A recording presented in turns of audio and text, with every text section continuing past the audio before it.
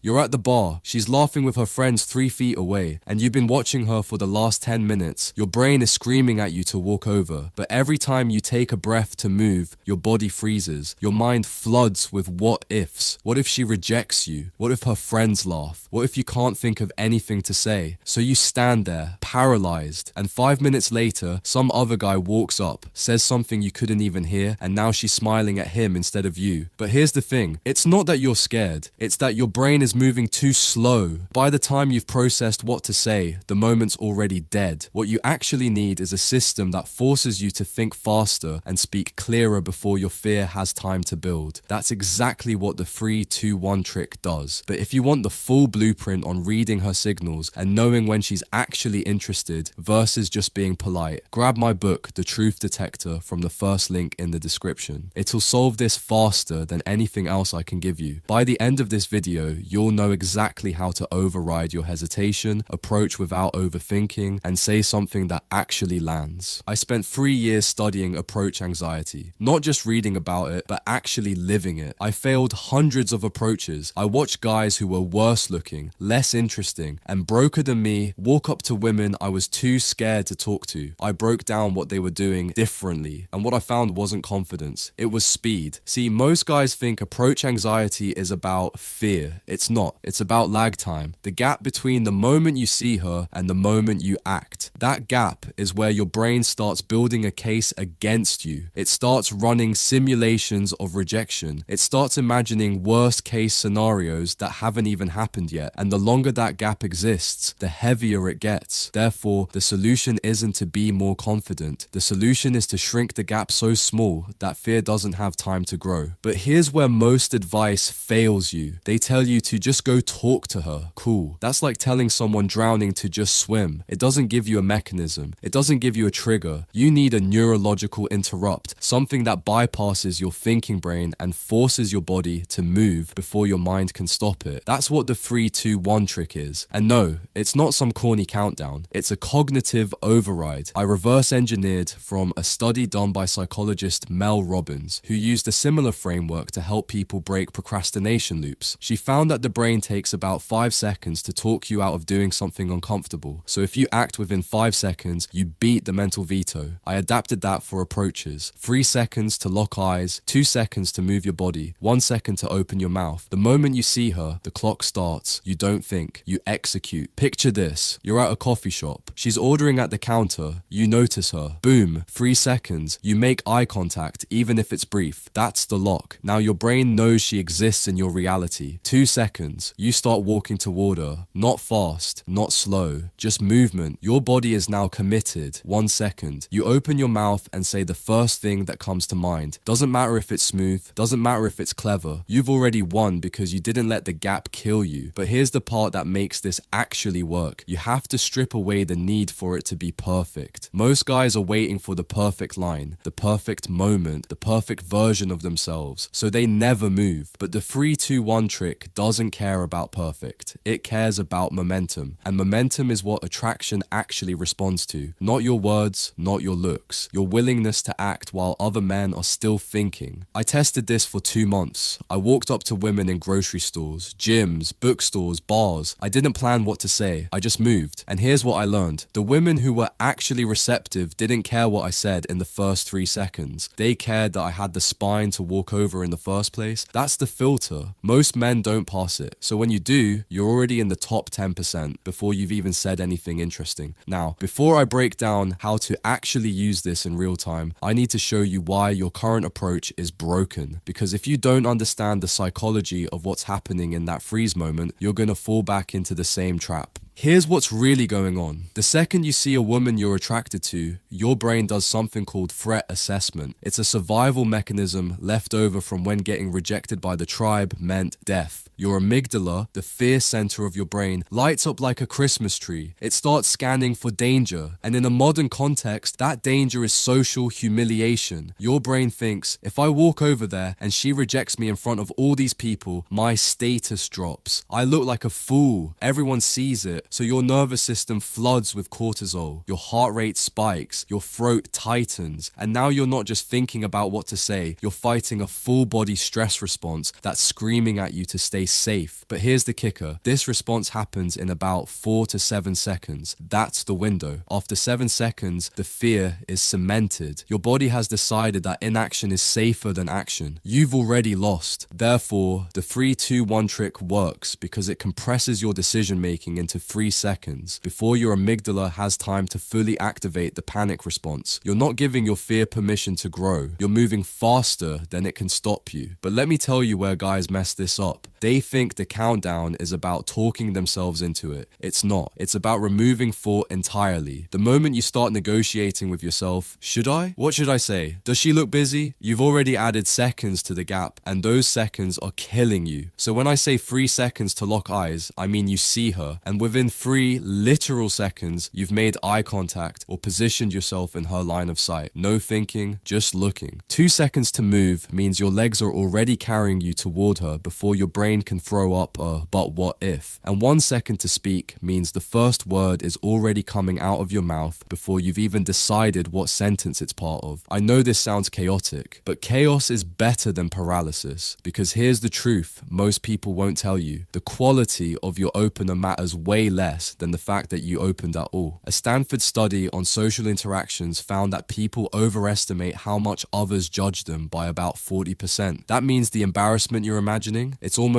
half fiction. She's not thinking about you as much as you think she is. So the pressure you're putting on yourself to be perfect is a ghost. It doesn't exist. Let me give you a real example. Last year I was at a bookstore. I saw a woman in the psychology section. She was reading something by Daniel Kahneman. I froze for a second. My brain started building the case. She's reading a dense book. She's clearly smart. You're going to sound stupid. Don't bother. But I'd been drilling the 3-2-1 trick for months by this point, so I locked eyes when she glanced up. 3 seconds. I started walking toward her. 2 seconds. I opened my mouth. 1 second. I said, "Is that book as painful as everyone says it is? Not smooth, not clever, just human." And you know what she did? She laughed. We talked for 10 minutes. I got her number. We went out twice. It didn't work out long term, but that's not the point. The point is I didn't let the gap kill the possibility. I acted before my brain could stop me. And that's the skill you're building here. Not perfection, but speed. Now here's where it gets deeper. The 3-2-1 trick isn't just about getting you to move. It's about rewiring the way your brain processes attraction. Every time you use it, you're creating a new neural pathway. You're teaching your brain that approaching is safe, that rejection isn't death. That action feels better than paralysis. Over time, the countdown becomes automatic. You won't even need to think about it. You'll just see her and move. But in the beginning, you have to force it. And I'm not gonna lie to you, the first few times are gonna feel terrible. You're gonna stumble over your words. You might get rejected. You might say something that makes 0 sense. So what? That discomfort is the price of the skill. And here's the thing, she's not gonna remember you. You think she's gonna go home and tell her friends about the guy who awkwardly said hello at the coffee shop? She won't, but you will remember. You'll remember that you didn't let fear win, and that memory builds your identity as someone who takes action. So let's talk about the actual execution, because knowing the theory is one thing, applying it when your heart is pounding and your palms are sweating is something else entirely. Here's the brutal truth. Most guys sabotage themselves before they even start the countdown. They're scanning the room, looking for the perfect woman to approach, the one who's alone, the one who looks friendly, the one who's not too hot so the stakes feel lower. And while they're doing this mental calculus, they're bleeding energy. They're giving their fear more and more ammunition. Therefore, the first rule is this: pick fast. The moment you see someone you're attracted to, that's your target. No shopping around, no backup plans. Commit in your mind before you start the countdown. Now, 3 seconds to lock eyes. This doesn't mean stare at her like a creep. It means within 3 seconds of seeing her, you've made visual contact. Even if she's not looking at you yet, you position yourself so she can see you. You're entering her reality. This is psychological territory marking. You're saying, I exist in your space now. And here's why this matters. Once you've made eye contact, your brain has crossed a micro commitment threshold. You've already interacted, even if no words have been exchanged. Backing out now feels harder than moving forward. 2 seconds to move. This is where most guys fail. They lock eyes, then they freeze again. They think, okay, I've got her attention. Now what do I say? Wrong. You don't plan the words during the countdown. You just move. Take one step, then another. Your body knows how to walk. Let it. The words will come. I promise you, the moment you start moving, your brain shifts from panic mode to execution mode. Movement creates momentum momentum, and momentum creates clarity. 1 second to speak. Open your mouth and let the first thing out. It doesn't have to be brilliant. In fact, brilliant usually sounds rehearsed. You want to sound like a human being who's genuinely curious or amused or present. Say something about the environment. Say something about what she's doing. Say something random. It genuinely doesn't matter. What matters is that you broke the silence. Here's an example from last month. I was at a bar. I saw a woman sitting alone, scrolling her phone. I did the countdown. 3 seconds, eye contact when she looked up. 2 seconds, walked over. 1 second, I said, "You look like you're either avoiding someone or waiting for someone way more interesting than me." She smiled. She said, "Both, actually." We talked for an hour. And you know what I realized halfway through? My opener wasn't even that good, but it didn't need to be. It was just fast. And fast is what separates you from the guys who stood across the room wishing they had the guts to do what you just did. But here's the part that's going to test you. What happens when she doesn't respond well? What happens when you do the countdown, you walk over, you say something, and she gives you a cold shoulder or a polite, "I'm not interested"? This is where your brain is going to try to use that rejection as evidence that you should never approach again. Don't let it. Rejection isn't failure. Hesitation is failure. The guy who approached and got rejected is miles ahead of the guy who never moved, because the guy who moved just proved to himself that rejection doesn't kill him. He just built scar tissue, and scar tissue is what confidence is actually made of. Now, if you're dealing with approach anxiety that runs deeper, if you're stuck in your head about whether she's even attracted to you or if she's just being polite, then you need to understand the signals she's actually sending. That's what I break down step by step in the Truth Detector. It's in the first link in the description. I'm not going to sugarcoat it. If you're tired of guessing what women want and you want a system that cuts through the games, that book will save you years of confusion. But even without it, the 3-2-1 trick will still get you in the door. Let's go deeper into the psychology of why this works at a neurological level. There's a concept in behavioral science called action precedes motivation. Most people think you need to feel motivated before you act. That's backwards. The act of moving creates the feeling of motivation. Your brain doesn't know the difference between forced action and inspired action. It just knows that you're doing something, so it releases dopamine to reward you for taking initiative. Therefore, the moment you start the countdown and your legs start moving, your brain begins to support the action. It starts feeding you words. It starts calming your heart rate. It starts shifting from threat response to curiosity response. This is why guys who think about it never approach. They're waiting for the motivation to arrive first. But motivation is a result, not a requirement. You move, then you feel brave, not the other way around. Now let me show you how this trick changes the entire frame of the interaction before you even say a word. Because here's something most guys don't understand. The approach itself communicates more than your opener ever will. When you walk up to a woman within 3 seconds of seeing her, you're sending a signal. You're saying, "I'm the kind of man who acts on what he wants." That's attractive. Not because it's cocky, but because it's rare. Most men don't do it. Most men wait. Most men overthink. Most men need permission. So when you show up fast and direct, you've already separated yourself from 90% of the men she's encountered that week. But here's where it gets interesting. The speed of your approach also determines how she perceives your intent. If you hesitate, if you circle around her, if you wait 10 minutes before walking over, she knows. She can feel the anxiety radiating off you. And anxiety communicates low value. Not because you're less than her, but because your body language is screaming, "I'm not sure I should be here." So she mirrors that uncertainty. She gets uncomfortable. She closes off. But when you move fast, there's no time for that anxiety to telegraph. You walk over like you belong there. Like talking to strangers is something you do. Like rejection isn't even a concept you're worried about. And that creates ease. She relaxes because you're relaxed. Or at least you're moving like you're relaxed, which is the same thing to her nervous system. This is why the 3-2-1 trick isn't just about speed, it's about frame control. You're controlling the emotional tone of the interaction before it even starts. You're setting the pace, you're leading, and women respond to leadership, not because they're passive, but because leadership removes uncertainty. Uncertainty is what makes interactions awkward. Certainty is what makes them flow. Let me give you another real scenario. I was at a gym about 6 months ago. I saw a woman doing deadlifts. She had good form. I wanted to say something. My brain immediately started building objections. She's working out. She has headphones in. She doesn't want to be bothered. You're going to look like every other gym creep. All of that happened in about 2 seconds. So I cut it off. 3 seconds, I walked into her line of sight and made eye contact. 2 seconds, I moved closer, waited for her to finish her set. 1 second, I said, "Your form is better than half the guys in here." She took out one earbud. She said, "Thanks. Took me a year to stop rounding my back." We talked for 5 minutes. I didn't get her number because she mentioned a boyfriend, but that wasn't the point. The point was I didn't let the imaginary rule book stop me. There's no rule that says you can't talk to someone at the gym. There's no rule that says women with headphones don't want to be approached. Those are just stories your fear tells you to keep you safe, but safety is the enemy of growth. So here's the thing you need to internalize. Every rule you think exists about approaching women is made up. Society didn't hand you a manual, your fear did. And your fear's job is to keep you alive, not to make you successful with women. Therefore, you have to override it. And the 3-2-1 trick is the override. But let's address the elephant in the room. What about rejection? What about the times when you do everything right and she's still not interested? Here's what I learned after hundreds of approaches. Rejection has nothing to do with you. She might have a boyfriend. She might be having a terrible day. She might be gay. She might just not be in the mood to talk to anyone. None of that is a reflection of your value. It's just information. And the faster you can process rejection as neutral information instead of personal failure, the faster you'll become unstoppable. Here's a framework that helped me. Treat every approach like a data point. You're not trying to win every interaction. You're trying to collect data on what works. Some approaches will go well, some won't, but every single one teaches you something. And over time, you'll start to notice patterns. You'll see which environments are better, which energy gets better responses, which types of openers feel more natural to you. But you can't learn any of that from your couch. You have to be in the game. Now, I want to talk about what happens after the approach, because getting the words out is only half the battle. The other half is not sabotaging yourself once she's actually engaged. And this is where a lot of guys fumble. They do the hard part, they walk over, they open their mouth, but then they immediately start validating her too fast. They start complimenting her. They start laughing at things that aren't funny. They start giving away their approval before she's earned it. And that kills the attraction you just built by approaching confidently. So here's the rule. After you've opened, stay neutral. Don't rush to fill the silence. Don't over-explain yourself. Let the conversation